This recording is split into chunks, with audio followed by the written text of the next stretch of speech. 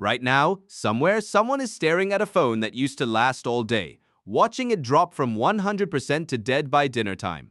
The phone still works, the screen is fine, the app's still open. It's just the battery, always the battery. You probably assume this is bad luck, or a bad battery, or just what happens to old phones. That assumption feels reasonable. It is also almost completely wrong. What's actually happening isn't random at all. It's chemistry, it's math, and in some documented cases, it's a decision made by the company that sold you the phone. Here's the part almost nobody explains clearly. Your phone doesn't run on a solid block of power, it runs on a lithium-ion battery. And lithium-ion batteries have a built-in expiration date baked into their chemistry. From the moment they're manufactured, every single time you charge your phone, tiny chemical reactions happen inside that battery. Lithium ions move back and forth between two electrodes, and every single cycle causes microscopic permanent damage. Not damage you cause by doing something wrong.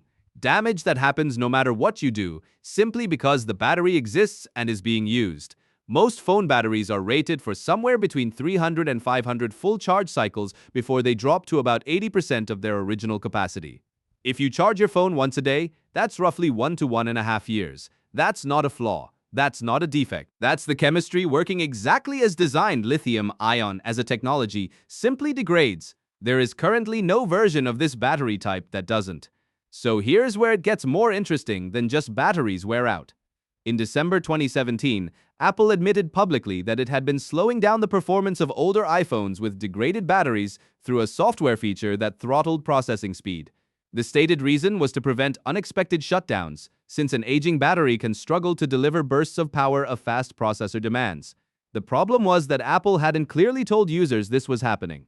People just noticed their phones getting slower, and many assumed it meant they needed to buy a new one.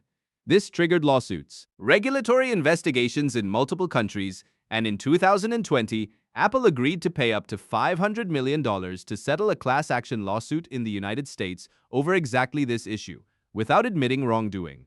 Now, to be fair to Apple, throttling a device to prevent it from randomly shutting off is a legitimate engineering trade-off. The failure wasn't the throttling. The failure was not telling people it was happening in a way that made an aging battery look like an aging entire phone. That distinction matters because it shapes something bigger than one company. It shapes an entire industry's relationship with how long products are built to feel worth keeping.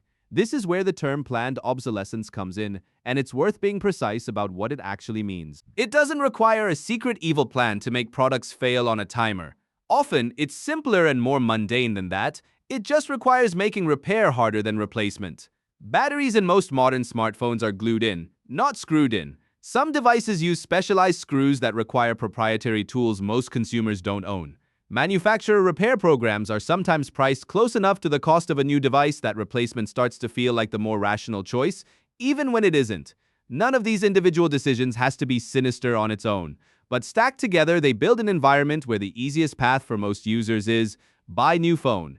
Here's a number that puts this in perspective. According to research and reporting on global e-waste, over 5 billion phones were expected to become waste in a single recent year alone.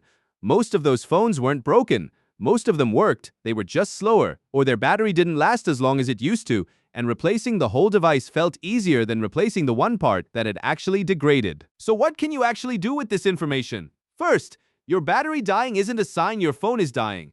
In most cases, it's a sign your battery specifically has reached the end of its chemical lifespan, and that's a fixable problem, not a replace the whole device problem. Second, many manufacturers, including Apple and several Android brands, offer official battery replacement services, often for a fraction of the cost of a new phone. It's worth checking before assuming an upgrade is your only option. Third, right-to-repair legislation has been gaining ground in multiple countries, specifically because of pressure created by stories like this one. The more people understand that batteries are replaceable parts, not device death sentences, the more pressure exists on manufacturers to make that replacement easier, not harder. Your phone's battery was never built to last forever. That part is just chemistry and no company controls it. But how easy it is for you to fix that battery once it wears down. That part is a choice, made by the people who designed the phone in your hand. Next time your phone starts dying faster than it used to, that's not necessarily your phone's way of telling you it's obsolete. It might just be telling you it's time for a $100 part, not a $1,000 upgrade.